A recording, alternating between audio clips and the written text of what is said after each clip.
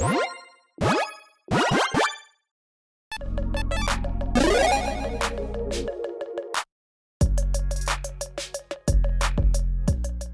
everyone, Mitch coming in from the Commander's Core Studio. Welcome to the show. So, day 4 of spoiler season. Well, it's kind of like day 6, but like 2 of those days of the weekend, and like not a lot of spoilers come out over then, and usually I focus on more on the weekdays.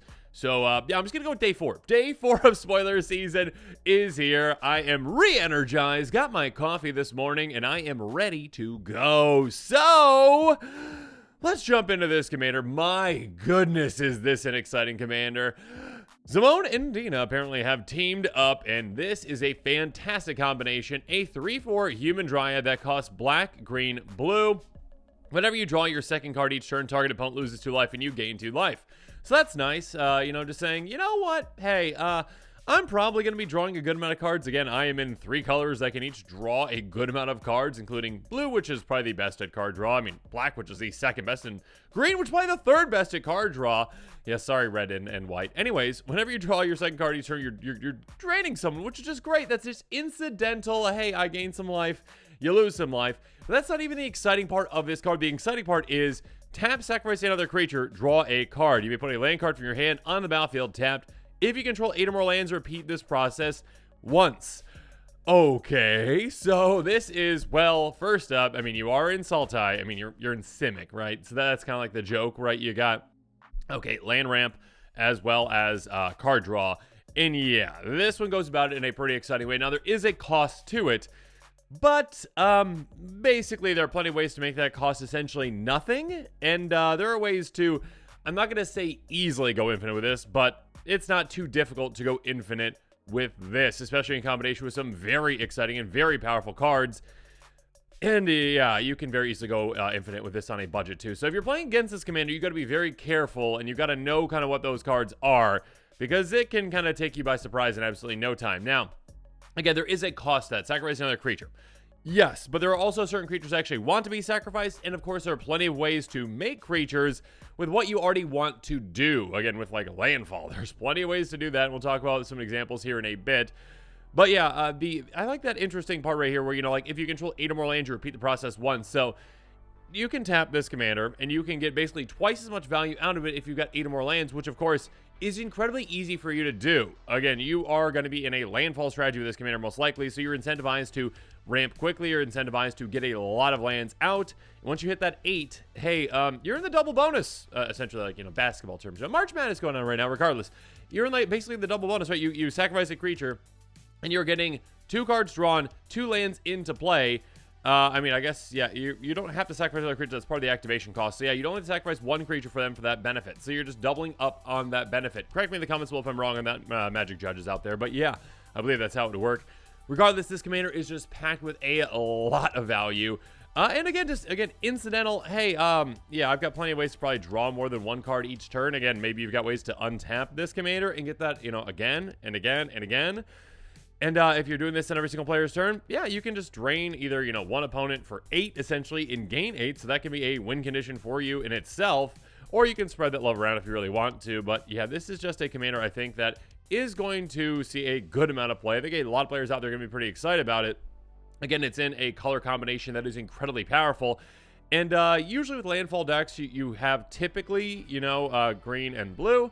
Now in adding black, we got access to some fantastic things that work really well in combination with this commander, so we're going to be getting those here in a bit. Now on episodes like these, on Quick Takes, I'm going to take you through budget buys, cards that are within my budget, cards that are less than $1, and that work incredible with this commander. And then also pricier picks, cards outside of my budget, cards that are more than $1, some much more than $1, but might be inside your budget to consider as well. When new exciting commanders like this one are spoiled, well, sometimes cards that work well with it tend to go up in price sooner rather than later. And yeah, this commander, I think, is going to be incredibly popular and, yeah, a home run for many out there, many Sultai fans out there. So if you are interested in this commander, consider picking up some of these cards. And, yeah, they're going to be in a link in the description below. Now, with all that said, let's jump into those budget buys. Again, cards that are less than $1. First up, let's start with just one of the examples. One of the many examples of ways to make an absurd amount of creatures in a landfall deck. Rampaging Balos. One of the best ones out there. A 6/6 beast with trample that's cost 4 green. Whenever a land is battlefield under control, you make a 4/4 beast. So, yeah, you're going to have a lot of lands entering the battlefield. Again, just by playing your land for turn, that is a 4/4 beast. You get a 4/4 beast in addition to that. Great. Now with your commander again, Tap, sacrifice another creature. You go, you draw a card, you get a land from your hand into play. Cool. Another beast just for activating that. Plus, there's, of course, other ways to ramp, other ways to get lands into play. I mean, just playing an Evolving Wilds, tapping and cracking it, getting another land with that fetch land, essentially. Yet you're getting 2 of these beasts. So again, being able to make a beast army can be great because, hey, now you've got fodder for your commander. Of course, there are, other examples like Spore Mound, etc., etc. Zendikar Royal that can make smaller creatures that you're probably going to want to sacrifice before you're sacrificing your 4/4 beast. But believe me, there are going to be plenty of instances where it's very, well worth sacrificing that 4/4 to, well, first up, draw a card, make another 4/4, get what other landfall triggers you're getting too. So yeah, a great card for this kind of a deck. And one that synergizes incredibly well, in fact, infinitely well with just another card, Retreat to Goral Helm. Here we go. Landfall, whenever a land is battlefield under your control, choose 1. You may tap or untap target creature or scry 1. Now, scrying 1 is nice, and sure, you can do it when you need to, but when you're set up properly, untapping your commander is absurd. Again, in combination with any of those creature generators, like Rampaging Balos, you're like, okay, tap, sacrifice one of my 4/4 beasts, okay? I draw a card, get a land from my hand into play. Cool. Hey, you know what happened? You had the landfall trigger, so you're going to make another 4/4 beast because you're Balos, and then you're also going to untap your commander with your Retreat to Goral Helm. So you can do it again, and again, and again. Your only limitation is the number of lands that are going to be in your hand, and you're drawing into more and more. And again, as I said, there are ways to very easily go infinite with this. And again, this kind of a synergy is like Sky Shroud Ranger is kind of a card that is like your commander-ish, that it's like tap, put a land from your hand into play, and it synergizes in a similar way to this, essentially. But the difference there is that it's not generating you card advantage on its own. And then also, with those kind of like Simic-based decks that have that kind of synergy and that kind of combo, they don't have access to as many of the, bounce lands that you might want, like Golgari Rot Farm. Bounce lands are incredible with this kind of a strategy. Golgari Rot Farm is an example of one. There's one for every single color combination, and yeah, so I guess you'd have, correct me in the comments if I'm wrong on this, I believe you'd have 3 of the bounce lands plus Guildless Commons as well, which is kind of like a bounce land too. And yes, there's Coral Atoll, but those ones don't work with this kind of a combo. Talking about the pure, guild, bounce lands essentially, and the Guildless Commons, which, yeah, sure. Anyways, you have 4 of them now. Enters the battlefield, tap, return, when it enters the battlefield, returning land you control to its owner's hand, it taps for 2 colors, its guild colors, essentially. Hey, it does say, and return a land you control. It does not say return another land you control, which means with its own trigger, you can bounce it back to your hand. Now, the vast majority of the time, doing this would be incredibly, not recommended, because you'd be like, okay, turn 1, Golgari Rot Farm. Oh no, I don't have any other lands. I have to bounce it back to my hand, and I did nothing. Yeah, that's not how you're going to be doing it. But with this combo, essentially, again, you're tapping, sacrificing one of your beasts, okay? You get, you draw a card, you put your Golgari Rot Farm into play. You bounce it back to your hand with its trigger. You're getting the Rampaging Balos trigger and making a 4/4 Retreat to Goral Helm's trigger, untapping your commander. You're basically the exact same position you were, except you drew a card and you got whatever landfall triggers you got, outside of those 2 that I just mentioned. So yeah, you're going to keep getting, any kind of these bounce lands into play again and again and again. Yeah, this commander can very easily set up for combos. Again, now you are in, again, unlike most landfall decks that don't have access to black, now you've got access to black, you've got plenty of tutors to be able to go get the exact cards that you need to combo off. Also, another one that does combo in a somewhat similar way, but there is some kind of a limitation, I would say, on this, but not really, because it's going to be able to get you a bounce land eventually. Abundance. Enchantment for 2 green, 4 mana. There we go. If you would draw a card, you may instead choose land or non-land card, reveal cards to the top of your library until you reveal a card of the chosen kind. Basically, it goes in your hand, the rest go on the bottom of your library. Essentially, hey, when you're drawing a card, do you want a land? Cool, go get a land. Off the top, randomly, essentially. Do you want a non-land? Cool, go get that too. So, essentially, this one with this commander is perfect because it kind of takes that place of that bounce land, though eventually it's going to get you that bounce land, because basically you're going to be like, okay, I sacrifice a creature, I draw a card. I get to choose it. I'm going to pick land. So you reveal from the top, and even if you reveal a forest, whatever, doesn't matter. Okay, you get that same combo, you're on top of your commander, you're doing it again, and you're like, okay, I'm going to pick land again. And you keep just doing this again and again and again, choosing land. Essentially, it is infinite because you're eventually going to get to your bounce lands. As long as you have bounce lands in your deck, there you go. You can just draw, essentially, I believe the rest of your deck, really. You can just draw the rest of your deck, essentially. That is the limitation, I guess, of this combo, I should say, is that you're limited to drawing your deck, but with Abundance, you do not mill out. This is basically replacing your draw, So you don't lose because you don't have any cards in your library, because when you go to draw, you're like, I choose non-land. Basically, you know, it's like a fail to find, essentially. You don't lose from drawing out. Now, of course, you could win the Lab Man combo right here if you really wanted to, or Thassa's Oracle, etc., etc. Regardless, Abundance, if you're going infinite or not, is an incredible card with this commander. You should definitely be considering it. Moving on, Curious Follower. Also consider some untap effects. You know, outside of Retreat to Coral Helm, which of course is the best with this commander, Curious Follower is a great one as well. A 2/2 Merfolk that has tap, untap another target permanent. This is just great. I mean, it's just a great amount of value. You know, you can untap, first of all, you know, early on in the game, you can untap one of your lands. You can then, you know, just basically ramp with this. Of course, you can untap your commander for its activated ability, which is fantastic. And actually, kind of in combination with your commander, once you're at 8 lands again, and in combination with like Retreat to Coral Helm, you're getting that trigger with your commander twice. You can utilize this again in combination with your commander, essentially, to untap your commander as well. So yeah, it's just a very interesting, you know, card that can help you out in a lot of ways. Again, there's a lot of ways to untap. There's a lot of different creatures to consider like this. I mean, not a ton, but yeah, there's a good amount. Anyways, moving on, Stone Cedar Hierophant. Another one to kind of consider for a different reason, but one that also loves landfall synergies. A 1/1 human druid that says whenever a land enters the battlefield under your control, untap it and taps to untap target land. So again, with your commander putting lands into play, those come into play tap. But this says, you know what? We'll just untap them. So even if you're not going infinite, again, this is a way to say, I'm just going to get access to the resource that my commander is giving me and get access to it right away. Or, you know, in combination with a bounce land, this is basically like, hey, that bounce land normally would be entering the battlefield tapped, but I'm just going to untap it and immediately get additional value out of it. So yeah, Stone Cedar Hierophant can be a great way to get a lot of value very quickly with this kind of a strategy. Speaking of value, oh my goodness. Okay, so Tatiova Benthic Druid, one of the most popular landfall commanders out there, and for a reason. My goodness. Yeah, uncommon wizards. Really? An uncommon?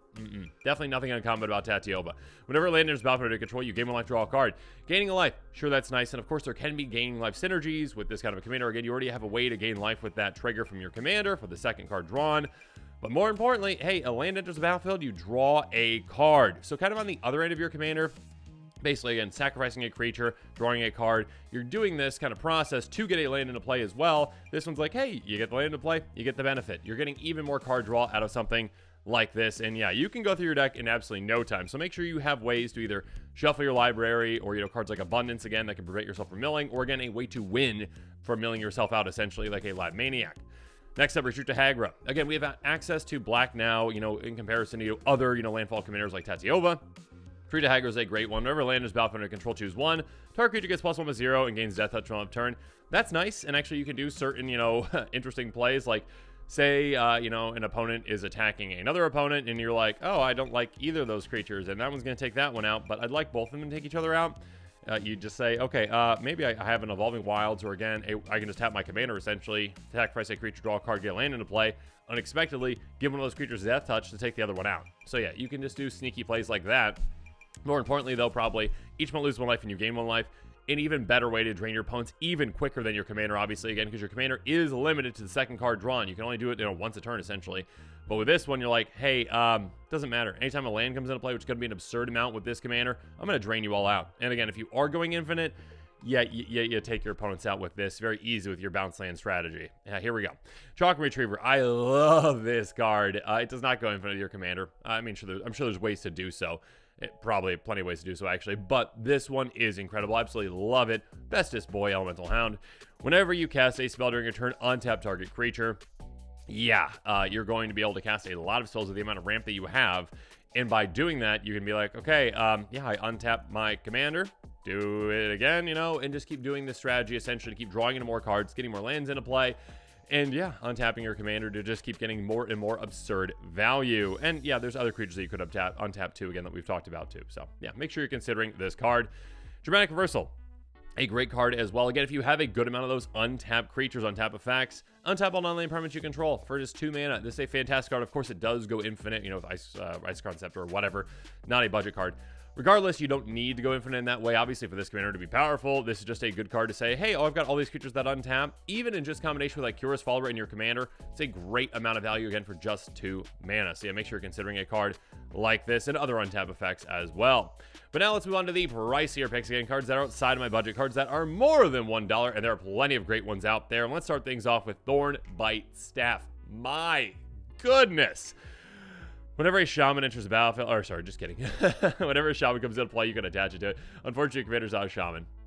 Just want to get that part over first.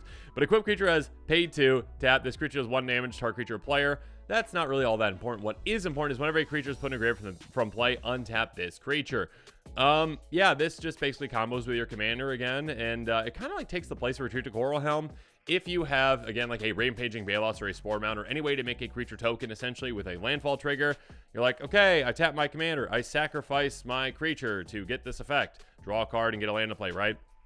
Cool. Thrown by itself, like, oh, hey, you sacrificed a creature. Your creature died. Even if it's a token, yes, it technically hits the graveyard first anyway, so you do get a death trigger from that. And this is going to untap your commander. So you can do it again, and again, and again, and again. Basically, again, your only limitation is the number of cards in your library, or again, if you've got abundance, just keep doing it. Anyway, so yeah, it's another way to go infinite, a very powerful card. Unfortunately, your commander is not a shaman, but still, it still works incredibly, incredibly well. Next up, Yarok the Desecrated. Speaking of working well, hey, again, unlike other landfall decks, many other landfall decks that only have green and blue, you get access to Yarok now. Gross, which again is a great landfall commander in and of itself. It's a 3/5 death touching lifelinker, but who cares about that? I mean, that's nice, but still, more importantly, if a permanent entering the battlefield causes a trigger to build a permanent you control trigger, that ability triggers additional time. Basically, double up all of your triggers, all of your ETBs, including your landfall triggers. So yeah, that's an absurd amount of value for you. Again, you're going to be having an absurd amount of lands coming into play. Double up every single one of those landfall triggers.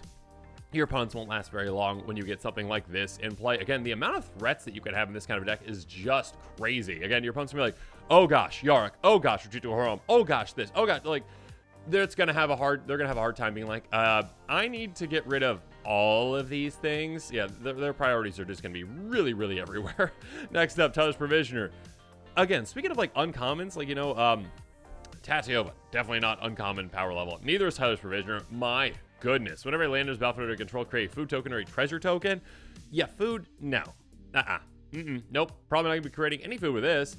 Just make treasure tokens every single time a land comes into play. Gross. For a landfall deck like this one, you're just gonna be making an absurd amount of treasures.